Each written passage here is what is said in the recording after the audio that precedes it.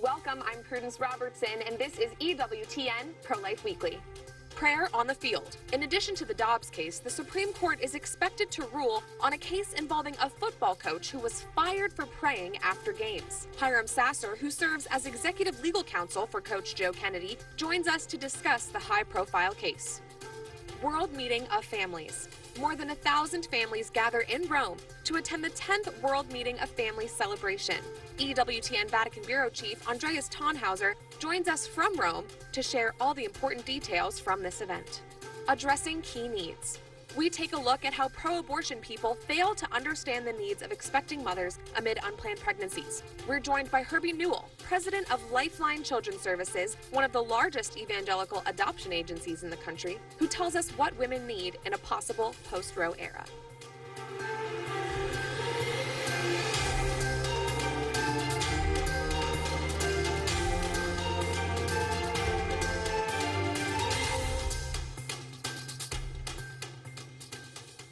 The U.S. Conference of Catholic Bishops has declared this week Religious Freedom Week. We are all, of course, awaiting for an official announcement in the Dobbs decision, but there's also another noteworthy case for Catholics concerning religious freedom that we expect to hear from the justices on very soon. Kennedy versus Bremerton School District is the case of Joe Kennedy, a retired high school football coach from Washington State who sued the school district in which he used to work. He says they violated his First Amendment rights. When Kennedy used to coach games, he had a tradition of praying on the field when the game was done. At times, he was joined by many of his students. However, Coach Kennedy was asked to stop praying publicly during his tenure. When he didn't stop praying, he was fired. I'm joined now by Hiram Sasser with First Liberty Institute, who serves as executive legal counsel for Coach Kennedy in this case. Hiram, thanks for joining me. Would you start by summarizing this case and tell us how it's made its way all the way to the Supreme Court? Well, sure. I mean, Prudence, this case just started off as Coach Kennedy wanted to be able to pray by himself after the football games on the 50-yard line, where he already was because he was going to be talking to the coach from the other side after the game anyway. It's sort of a normal thing coaches do. And rather than you kneel down and tie his shoe, he was just going to kneel down and for 15 seconds say a mostly silent prayer. For whatever reason, the school district never had a problem with this for 8 years. But then because somebody actually complimented the school district, they decided to, because the coach was doing this, they decided to launch an investigation, and that ultimately led to him being fired. And so then we had to sue, and it's been making its way through the courts for 7 years, and now we're at the Supreme Court on the precipice of what we hope to be a victory for Coach Kennedy and for all public school officials across the country, that they don't have to hide their faith whenever they go to work. Certainly. Seems very simple. And Hiram, there are reports that many of Coach Kennedy's students used to willingly join him in prayer on the field, and that they even got to the point where they invited opposing teams to join them too. Such a beautiful thing. But critics of Coach Kennedy say that his prayers were an improper endorsement of religion. Now, were they? Yeah, you know, what happened was some of the kids over the years asked, well, what are you doing out there? They didn't even know what he was doing. And he said, well, I'm praying, for thanks that everyone made it okay and no one got hurt, those sorts of things. And they asked if they could join him. And he said, look, it's a free country. You can do whatever you want. Now, what ended up happening when the school district said they did not want the players, praying with the players, he had no problem with that. He just wanted to be able to pray by himself. And so he decided, okay, I'm just going to pray by myself, and I'll do it at a time when the players wouldn't join. But then when he did that by himself, they decided that wasn't good enough because people could see him kneeling down, and they knew what he was doing, according to the school district. He must be praying, and so they had to stomp that out. And that's what ultimately led to the case. So interesting. And critics of Kennedy are also saying that this is an issue of separation of church and state. But isn't that concept separate from a person's right to pray by themselves? Can you explain this? Well, sure. I mean, just because someone works in public employment, in this case, a coach, but it could be a teacher. I mean, it could be a fireman. It could be anybody. Just because they're in public employment doesn't mean that everything that they do they're doing on behalf of the government. And so there are times when, like, a teacher might be at the lunch cafeteria and decide that she wanted to pray silently by herself before the meals. Now, if she bows her head, closes her eyes, some people might know what she's doing. She's not doing that on behalf of the government. She's doing that between her own relationship between her and the Lord. And so that's something that should be protected. And it's not to be stamped out under the cover that everything that someone does in public employment is on behalf of the government, because that's frankly just not true. Right. This is a basic founding principle, that we're fighting for here. And I'm sure you know a recent Sports Illustrated article says that Coach Kennedy is using his faith and football to attempt to, quote, erode democracy. But is that really true? What's going on here? I don't know where that comes from or what they're trying to convey there. One of the bedrocks of our free society and our democratic republic is that we have a right to exercise our religious freedom. It was one of the most important things. It's why the pilgrims came to Plymouth, for crying out loud. So I don't really understand where they're coming from on that. Maybe they got a little afield from their normal football and basketball coverage. Sure. But the reality is, Coach just wants to be able to pray by himself, and I'm not really sure why everybody is so excited about trying to stop him and oppressing. And one final question. I'm sure you're aware there's also a high-profile case before the court that could overturn Roe versus Wade. Could you speak to how Coach Kennedy's case could impact not just the right to pray in public, but also the rights of people whose faith informs what they believe when it comes to other contentious issues like abortion? Yeah, I got to tell you that in this country, everyone wants to talk about tolerance. And part of that tolerance puzzle is to allow people of faith to be able to live the lives that they've been called to lead without pressuring them or without discriminating against them in any particular way. And I think this Coach Kennedy case is a really powerful case, because I think it's going to give us, if the court rules in favor of Coach Kennedy, it will give us the opportunity to have some additional constitutional protections that are very specific, that we're not going to discriminate against people of faith just because we can see what they're doing out in public. Well, we're glad the court took up the case. We're anxious for the decision, and we're praying for your team. Hiram Sasser of First Liberty Institute, thanks for joining us. Thanks for having us. A great update from Iowa. The state's constitution no longer imposes a so-called right to abortion, paving the way for Iowans to pass pro-life laws and save more babies. Upon hearing of this pro-life action from the state's Supreme Court, Iowa Governor Kim Reynolds celebrated, saying, "Today's ruling is a significant victory in our fight to protect the unborn." The Iowa Supreme Court reversed its earlier 2018 decision, which formerly made Iowa the most abortion-friendly state in the country. Every life is sacred and should be protected. And as long as I'm governor, that is exactly what I will do. With summer in full swing, we are just over 4 months away from the midterm elections. Republicans are hopeful that they will take back the House and perhaps even the Senate, as they hope to make significant gains in both chambers. These gains would hopefully mean a pro-life majority in Congress once again, and pro-life groups are already on the ground to ensure their voters know about the importance of this year's elections. And joining me now is Mallory Carroll, Vice President of Communications at Susan B. Anthony Pro-Life America. Mallory, thanks for joining me. Strong voter turnout is more difficult to achieve during a midterm election season when there's no presidential candidate in the running, as I'm sure you know very well. So how is Susan B. Anthony Pro-Life America tackling that challenge this year?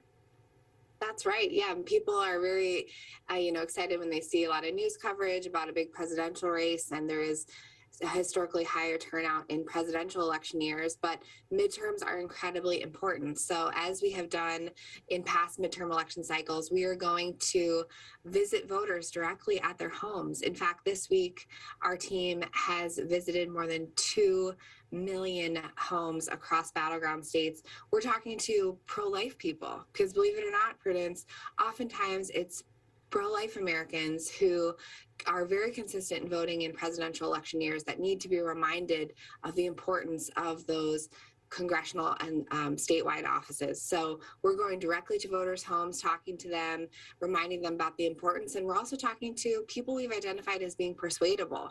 Whether or not they vote frequently in midterm elections or not, we want them to come out and vote for pro-life candidates this November. And Mallory, what states are you all active in right now? I know are you more focused on making gains in the House or the Senate? What's your strategy? Yes, the name of the game is to prevent pro-abortion control of the federal government. President Biden still has 2 more years left to his presidency, so it's so important that we maintain pro-life control in one of the chambers, at least one of the chambers. And the Senate is particularly important because of the role the filibuster plays. And so we are focused on states like Arizona, Georgia, Wisconsin, Pennsylvania, places where there are going to be really tight Senate elections and where there's also significant opportunities for pro-lifers running for House races to switch some seats. There's a very narrow margin in both chambers right now, and we're hopeful that if we do all of the work that we're doing already, laying that foundation to ensure good, strong pro-life voter turnout in November, that we could take back both chambers. But it's really just important to maintain at least pro-life control of one. And Mallory, you know very well, we're expecting a decision in the Dobbs case literally any day. And of course, that's going to galvanize voters on both sides. And we know that when Americans learn about the reality of our extreme abortion laws, they reject abortion. So what are canvassers hearing out in the field right now? We've been very encouraged by what we're hearing from the canvassers. So much of the coverage on the Dobbs case and the protests that are happening outside the Supreme Court, outside the justices' homes, is really revealing that inhumanity, that violence that's at the heart of the pro-abortion movement. And it's really repellent.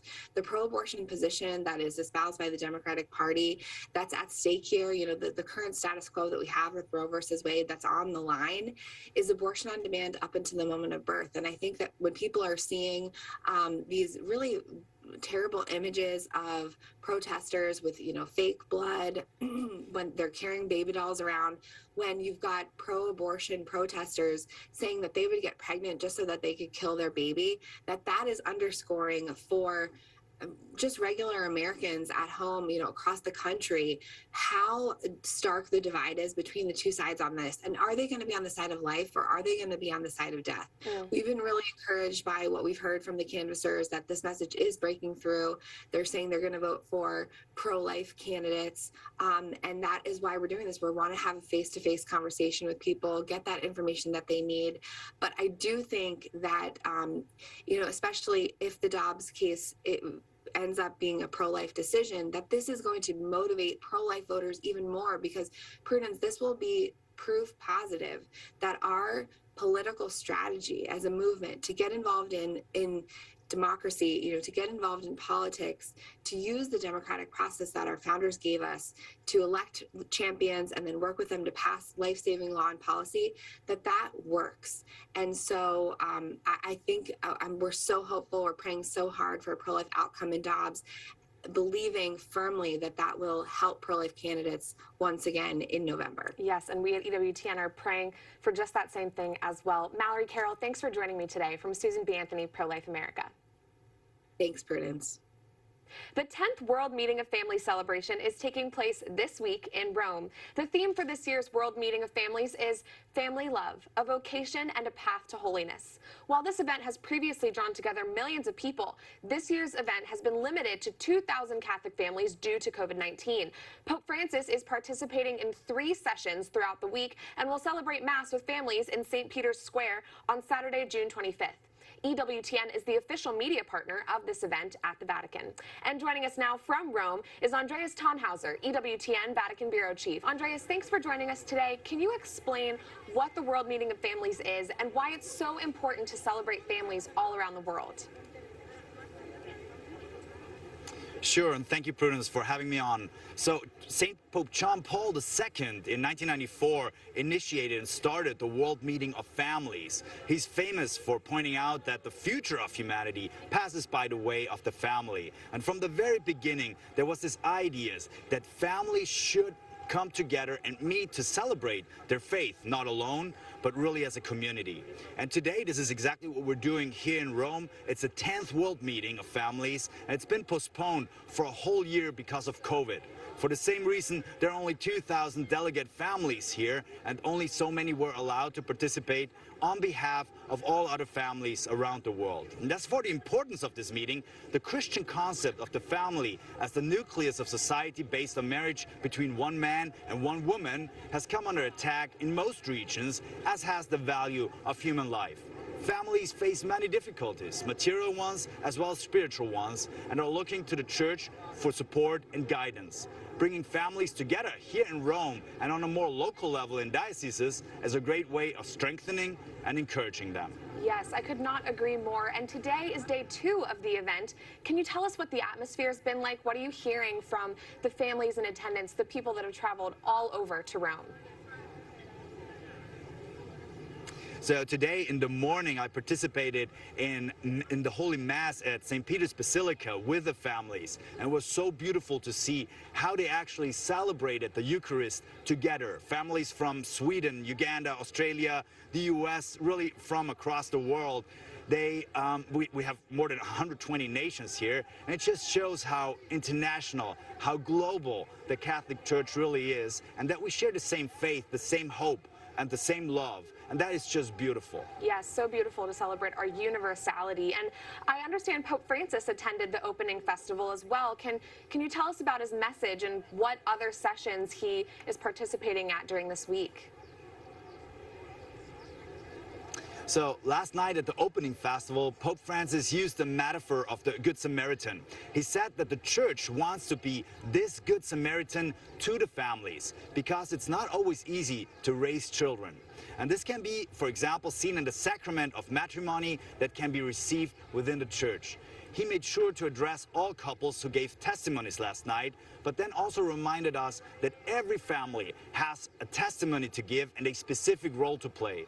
Pope Francis invited the families to listen to the Holy Spirit to better understand their specific role. He will appear on other occasions as well, especially on Saturday, where he will celebrate the main Mass in the evening of this World Meeting of Families. And then at the Angelus on Sunday, he will send out the families. But one thing, Prudence, let me just tell you also one testimony from yesterday that we heard in the Paul VI hall where the families came together. The parents of Chiara Corbella spoke about their daughter and how she sacrificed her own life to receive her child because the young mother had tongue cancer, but she declined treatment as it could have harmed the baby she bore in her womb. And Pope Francis said that Chiara was an inspiration for our path to holiness. What a beautiful story of sacrifice and of family. Andreas, any other thoughts from this beautiful celebration? And how can people at home tune in to everything that's happening in Rome? Well, as I said before, there are only 2,000 delegates here because when the meeting was planned, COVID-19 had been much more of an issue than what it is probably now. So for safety reasons, really, this has been limited. And EWTN has been asked to become a media partner to make sure Catholic families around the world can participate in this event, at least online and in front of their television. So a good way is to simply switch on EWTN on your television, Facebook or YouTube, as we're covering every single speech, every Mass, all the prayers, and that's the easiest way to follow this event and benefit from the great speakers from around the world that were invited to share their experiences and their wisdom here. Well, you are doing an excellent job reporting on everything that's going on. Thank you so much, Andreas Tannhauser, EWTN Vatican Bureau Chief. God bless you. Thank you, Prudence.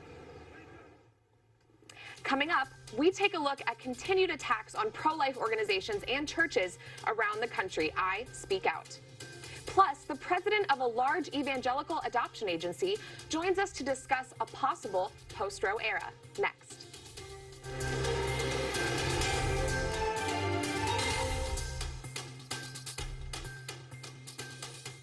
We live in a world of extreme polarization, often consumed by anger and anxiety, a climate that is dividing our country and our world. A division so wide, there is even confusion within our church. And today, most secular news sources only serve to deepen this divide.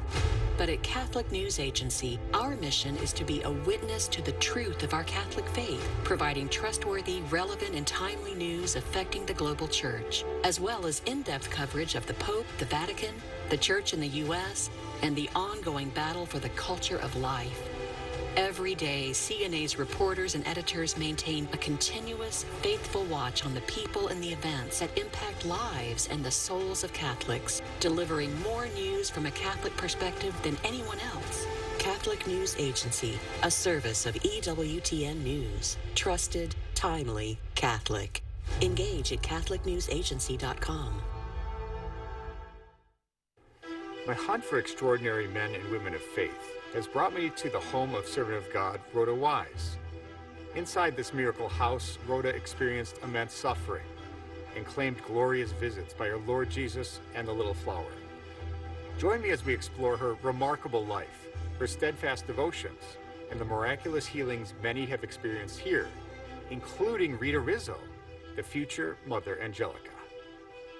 Discover this wife, mother, convert, and stigmatist in an EWTN event, Thursday, July 7th. The Miracle Hunter, Michael O'Neill, joins Father Mitch Pacwa for a special episode of EWTN Live. First, learn about Rhoda Wise's faith journey. Then stay tuned for the EWTN premiere of They Might Be Saints, Rhoda Wise. It all starts Thursday, July 7th, here on the Global Catholic Network. EWTN.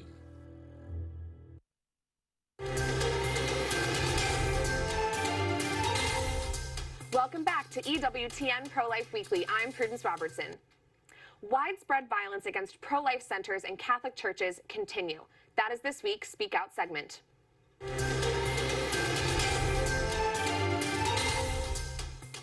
Rage from pro-abortion activists is not just contained to the steps of the Supreme Court. It's sadly spreading all across the country. Since the Dobbs leak, nearly 30 pregnancy centers have been attacked. Since 2020, over 100 churches have been either attacked or vandalized. Many of these attacks can be attributed to the group Jane's Revenge, who recently said, "We have demonstrated how easy and fun it is to attack. Now our measures may not come in the form of something so easily cleaned up as fire or graffiti. It's open season. Through attacking, we find joy and courage." In some instances, people have interrupted Mass. Women have stripped during church services. Most tragically, some pro-abortion people have gone so far as to break or steal tabernacles and remove the precious body of Christ from its sacred place. These violent, sick people realize that it's not just pro-life laws that violate their way of living, their throwaway culture. It's also us, the Catholic faithful. We should not expect these attacks to stop when Roe is hopefully soon overturned. We must be vigilant and pray to St. Michael and all the archangels and saints to defend us.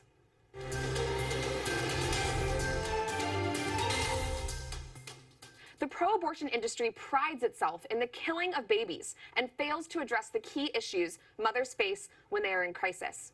In a recent op-ed published in the Washington Examiner titled, "Stop Misleading Desperate Women, Abortion Isn't the Only Option," author Herbie Newell, president of Lifeline Children's Services, calls out the abortion industry for its lack of understanding when it comes to unplanned pregnancies. He says life must be protected and defended at all costs. And joining us now is Herbie Newell, President and Executive Director of Lifeline Children's Services, one of the largest evangelical adoption agencies in the country. Herbie, thanks for joining me. Tell us about your latest op-ed in which you called the abortion industry out for their lies. Yeah, I think for so many years, the abortion industry has labeled themselves as pro-choice and pro-woman. But the truth of the matter is they're really just factories of death. All they want is to bring a woman in and to take her baby away, but they don't address all of her other needs, her physical needs, her emotional needs, her mental needs, and of course not her spiritual needs. But the pro-life side for years, being led by the Catholic Church and a latecomer, the evangelical church, has truly been about addressing the needs of women, emotional needs, physical needs, spiritual needs, and helping those women thrive and survive. And so I just pray that if Dobbs is the case that overturns Roe v. Wade, that our churches will be ready yes, for the onslaught of violence, but also for the opportunity of making a difference in the lives of women. Right. And to that point, you wrote that what women need are open arms and ample resources. Could you explain what that looks like in a post-Roe world? Yeah, absolutely. You know, we've had the opportunity as an organization for 41 years to meet and to work with women through counseling and discipleship and walking them through their pregnancy. And what we've learned is that their number one need is usually not the pregnancy. Their number one need is care, it's concern. A lot of these women are coming from abused situations. They're coming from immense poverty. And we don't need to just come in and take away a child. We need to actually come in and wrap around them to meet every last one of their needs, their needs for physical stability, to help them get jobs, to help them with life skills, to help them with their educational needs, and to put them on the right track and the right footing. And that's what we've been called to by the gospel of Christ Jesus, is to emulate the gospel, which is where Jesus came to care for the poor, the downtrodden, the oppressed, and the blind. And we as his children are now those that want to serve this population. And in so doing, we actually help a baby and we help a mom. Yes, and tell us how Lifeline Children's Services specifically is helping mothers in need and how you'll continue to do so when, in a matter of days, hopefully Roe versus Wade is overturned. Well, one of the things that we've been doing is we've been caring for women as soon as they get confirmation of pregnancy, helping them choose every option that they have on the life side, if that's to parent, if that's to marry the father of the child, if that's to go for some type of interim care until they can get their feet under them and make a path that's best for them and their child, or maybe that includes adoption. But we also want to work with these women and walk with these women far after they give birth to their child. And one of the reasons that we do this is because we are pro-woman and we're pro-life. And pro-life means being pro-woman. And the truth of the matter is the work that we've done will not stop. It will not cease. And the victory is not won if we get the decision from the courts. The truth of the matter is we've got to be even more vigilant to be ready, willing, and able to help moms and babies and children in a post-Roe world. Amen. And you recently attended, Herbie, the Road to Majority Conference in Nashville, Tennessee. Was there an emphasis on protecting the right to life there? What did you take away from your time there? Yeah, the biggest thing that I took away is, you know, every speaker that came to the lectern really was concerned about life. They really were talking about not just the ending of Roe v. Wade, but the protection of life and human flourishing in the womb and outside the womb. And it was really encouraging to hear congressmen, senators, elected officials, and those who hope to be elected, that we're not just talking about the end of abortion, but we're truly talking about a pro-life ethic of caring for men, women, boys, and girls that, as we know, are made in the very image of God. And so that was just the encouraging message. And certainly there were other messages, but that was a common theme amongst every speaker. So wonderful. Herbie Newell, President and Executive Director of Lifeline Children's Services, thanks for joining us and for the work that you do. God bless.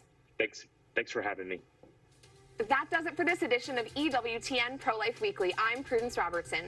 Until next time, we'd love to hear from you. Find us on social media at EWTN Pro-Life on all social media platforms. Twitter, Facebook, Instagram, we're there. You can also send us a message by emailing ProLifeWeekly at EWTN.com. We love to hear from you.